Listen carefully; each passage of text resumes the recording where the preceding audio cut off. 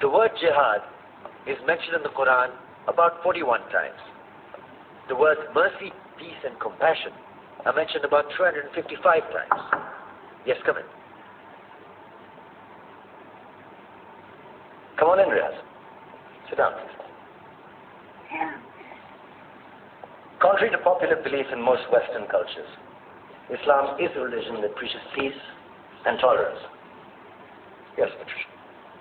If Islam truly is a religion that preaches peace, then how come the world's most troubled spots, the West Bank, Afghanistan, Pakistan, Iraq, they're all plagued with Islamic terrorism? That depends on your definition of terrorism.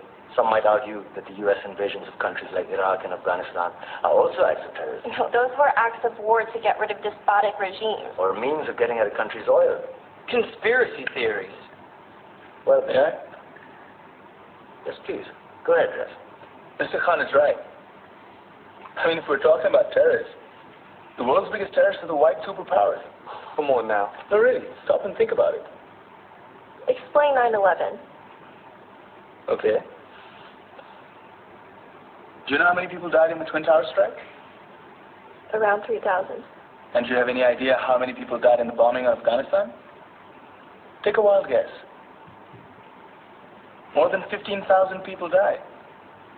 And that's just conservative figures. About 50,000 tons of explosives were dropped on innocent civilians. Men, women, children. Yeah, but that was because of the Taliban. Now that you brought it up, did you know that the Taliban was a creation of the CIA to fight the Russians? Whatever. They were still harboring terrorists. Yeah, right. Terrorists that were never found. Just like the weapons of mass destruction that were never found in Iraq. Do you want to get into the death toll in Iraq? 500,000 civilians and counting. And what do Britain and America say when they don't find these weapons? It's simple.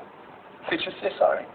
And still refuse to relinquish control of these countries. What are you trying to say? What I'm trying to say is that just because you're American, wear a fancy suit, and call yourself the president, doesn't make you any less of a terrorist. I'm saying that if you don't stop meddling in other people's countries, you will face a backlash. If Muslims like you feel that way, then why don't you get out of our country? We will. As soon as you promise to leave ours.